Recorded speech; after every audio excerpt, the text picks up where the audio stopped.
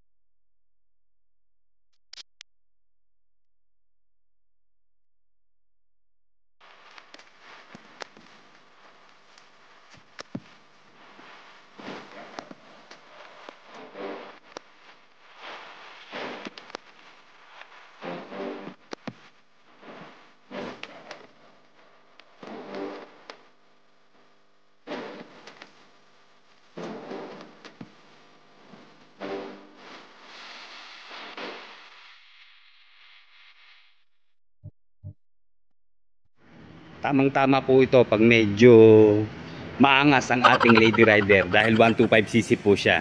Okay, bukod po dito sa kulay pink, meron din siyang ibang kulay. Ito, lapitan na natin. Meron siyang kulay yellow. Ito maganda, parang si Bumblebee. Ayan, ito, yung dalawang pink. Das, ito red. Ayan. Puro glossy po ang kanyang klase ng kulay. Glossy red. Then ito po yung black. Hindi ho ito. Si Flash po ito. Ayan. Ito naman si Rosie Surf glossy black. Ayan, ang dami mo pa rito ng stock na surf.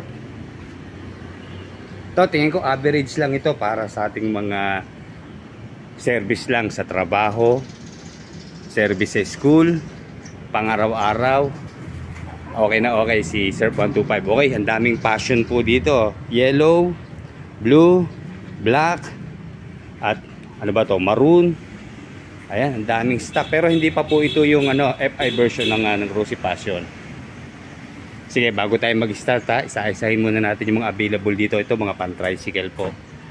Then dito sa kabila, yan, mga pan-tricycle pa rin po. Pero ito, ang dami pa rin pala rito kulay black po na Rosie Surf 125. Ayan, nakahilera dyan. Siguro, ilan ba to? 7, ito na dito. O ito pa, 3 pa rito sa likod. Kasi mga pan-tricycle, ayan. Tapos yung mga maxi scoot nila, ay mga big bikes na andito po. Siguro, wala pa yung deliver ko, konti pa. Ayan si Rosie RFI matte red at glossy yellow. And then si Pulse glossy black, matte blue, and matte red. And then ayun, dalawang Titan black sa likod. O, 3 pala. Then ito si Sigma Rosie na glossy red. Okay, balik na tayo kay Rosie Surf. Okay, unahin natin yung kanyang mga decals. Okay, logo ng Rosie, ito po sa gitna. And then itong kanyang decals, bali meron po ritong gray at black. Ito, nagre-reflect po ito. once na natamaan po ng liwanag o ng ilaw. Then dito sa kanyang turning signal, siguro ito po yung pinaka DRL niya, ano ho, may parang letter Z dito. Siguro ganda nito pag iniilaw ito. And then LED po ang kanyang turning signals. Ayan, kita naman natin yung kanyang mga lamp. And then sa headlight po, halogen bulb naman siya. Okay, ito po logo ng Rusi or sticker. Then dito sa kanyang telescopic fork shock sa harapan po, ayan, may sticker din na Rusi. Ito, magkabila. Then ang maganda po, naka mag wheel na po siya. Ito, ang ganda ng kanyang mag wheels. Size 17 po. At ang kanyang gulong naman ay may sukat po na 2.50 by 17. Although tube type naman po siya, ito namang harapan na gulong natin, bihira humaplat yan. Kung naobserbahan nyo, lagi sa likod. Kasi syempre yung harapan, naiiwas natin sa mga matatalas na madadaanan natin. Pero yung likod, hindi na natin masyado naiiwas. Hindi natin kasi kita eh. Kaya ito, may interior pa po ito. So mura lang naman ang interior in case na makabutas na po kayo mga ilang beses, palit interior na po tayo pagka ganon. Pero siguro nako-convert din to sa tubeless. Ay, tagtatanong natin kung pwede, ano po. Ang ganda po ng kanyang disc. Ito, naka-single disc po dito sa front brake niya. Ito, maganda yung pagkaka-wavy niya, oh. Then, tingnan natin dito sa kanyang rear tire. Okay, bali naka-dual shock absorber na po siya. Then, sa rear tire, ang sukat po niya ay 2.75 by 17. Naka-drum brake po dito sa likuran. Then ang angas po ng decals niya dito sa side fairings. Kita nyo, futuristic na rin ang forma. Ayan, nakasulat po yung kanyang model name na Surf. And then 125cc. Then ang ganda po nitong pagkakalining nitong kulay pink. And then itong kulay black. Hindi siya baduy tignan, di ba? Tumerno naman dahil yun ang kulay niya. Tatlong kulay ang ginamit niya. Pink, black, saka gray. Then ang angas din ang tail light. Humaba siya tignan kasi ito, matulis yung kanyang puwitan. Ayan, all bulb po ang kanyang turning signal saka ang kanyang tail lights. And then sigurado maliwanag din ang ating plate number dahil dito mukhang meron siyang reflector dito eh. Magbabounce yung liwanag once na bukas po ang ating ilaw dito sa likuran. Then sa muffler, ang haba po. Pero tinumbasan naman ng heat guard. Mas mahaba rin yung heat guard. Ito stainless. Kaya walang problema sa paso sa ating binte o hita. Then meron pong tatak na Rusi ang kanyang muffler. Ayan. Then nakadagdag angas sa kanya itong kulay ng kanyang fairings. Parang pinaghalong glossy at matte black. Okay, hanggang dito sa kanyang pinaka arm. And then itong kanyang engine. Ayan, ang linis tignan ho. Hindi siya kalawangin dahil sa kanyang kulay. May 110cc rin po itong Rusi Surf. Siyempre mas mababa po presyo nun. Pero siyempre kung kukuha tayo at konti lang ang diferensya, mag 125 na po tayo. Okay, check natin yung kanyang upuan. Okay, hindi na natin tatanggalin yung plastic. Ito, may tatak na Rusi rin po. Ayan. Bali, almost flat seat na siya. Ito, hindi ko na halos makapa yung kanyang pinakakorte. Pero ito, mukhang maganda ho ito dahil kung mababa ang seat height, hindi tayo mahihirapan. Ayan, buksan natin. Okay, may maliit po siyang U-box. Ayun, malalim naman pero dun po ang lalagyan ng battery sa pinakailalim. Then ito, may cover na siya. Kaya yan, ito lang yung space na magagamit natin. Pero malawak din yan para sa ating kapote saka sa motorcycle cover. O ano pa mga damit pa? Kasya pa dyan. Kung iniisip nyo po na mabigat si Rusi Surf, hindi po. Nasa 89 kilograms lang po ang kanyang timbang. Kaya kayang-kaya natin itong buhatin. Kung halimbawa ho na tayo ay mawalan ng gasolina, hindi nang buhatin, itulak lang. Okay. Sa gasolina po, meron po siyang 3.5 liters na fuel tank capacity. And then kumukonsumo po siya ng 40 to 45 kilometers per 1 liter. And then sa top speed, maabot po ng 95 to 100 kilometers per hour. And then ito ang maganda sa sinasabi ko sa mga grab bar. Ayan, dapat medyo magaspang. Okay, may tatak pong Rusi dito sa likuran.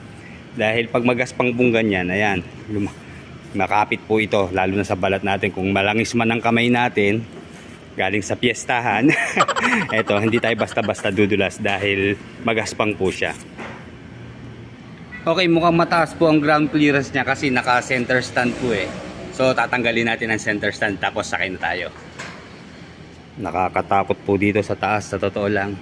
Para tayong lulusot dito sa mga screen. Okay. Okay, ito medyo mataas po ang kanyang seat height.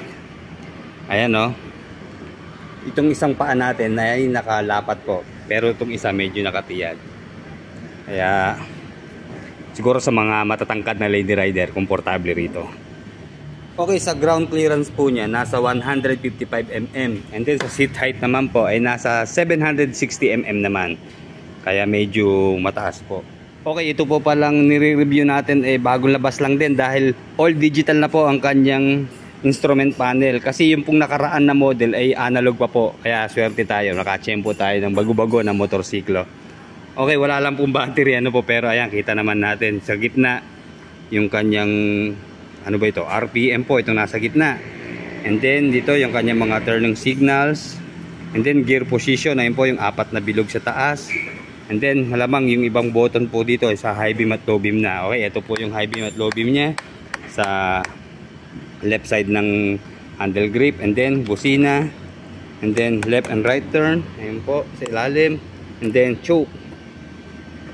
And then yung switch po ng headlight, and then park light, and then switch off, and then yung kanyang electric starter.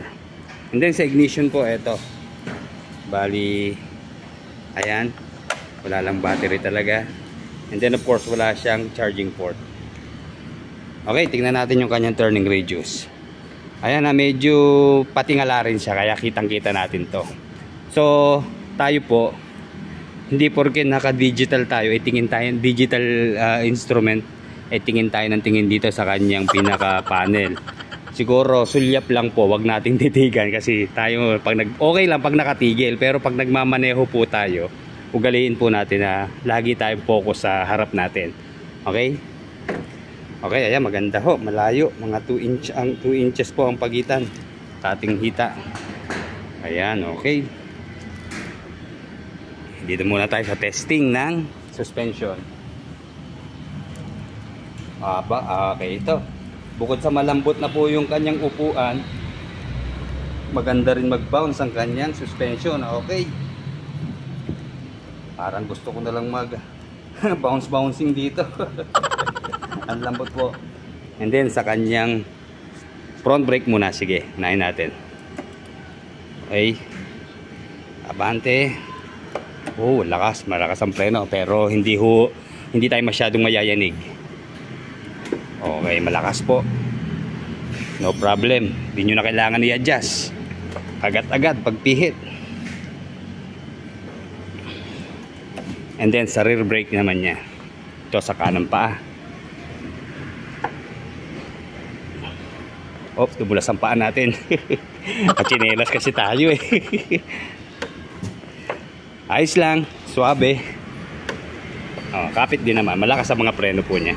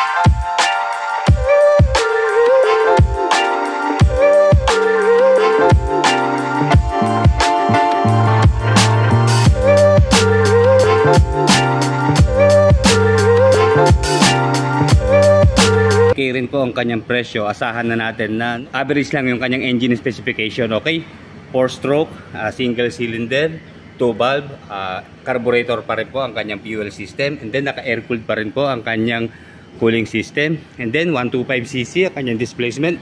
Then ang maganda po rito, yung kanyang emission control ay Euro 3 compliant na po. Okay, sa kanyang cash price nasa 44,500 po ang ano po ha, yung Rosy Surf 125. And then kung sa installment po natin kukunin, maliit lang po ang hinihinging down payment sa kanya, nasa 3,000 lang po. And then sa 36 months o 3 taon, 1,820. And then of course, meron pa rin silang rebate na 300 pesos. So kung update ka magbayad, magiging 1,520 na lang ang monthly po nito. Kaya affordable po itong motorsiklo na to. Maliit na monthly lang po, may 125cc na motorsiklo ka na. And then sa 2 years po, nasa 2,400 po ang monthly. Then sa isang taon po o 12 months, 4,150. And then ito po yung isa, yung Rosy Surf MP110. Bali, ang cash price po nun ay 41,500. So 3,000 lang po ang diferensya, ay may 125 ka na. Kagaya na sabi ko kanina, ay di mag 125 na tayo. Pero sige po, para dun sa talagang gusto ay 110cc lang, ayun po, ang cash price po ay 41,500. Then 3,000 rin po ang down payment niya. And then sa 3 taon po, 1,750. So magiging ano pa po, 1,450 ang kanyang monthly kapag tayo po ay makaka-rebate ng 300. And then sa 2 taon naman ay 2,300. At sa isang taon naman po ay 3,970 ang kanyang monthly. Doon po sa ano ha, Rosy Surf 110. So ano pang iniintay mga ka-Rosy? Sugod na!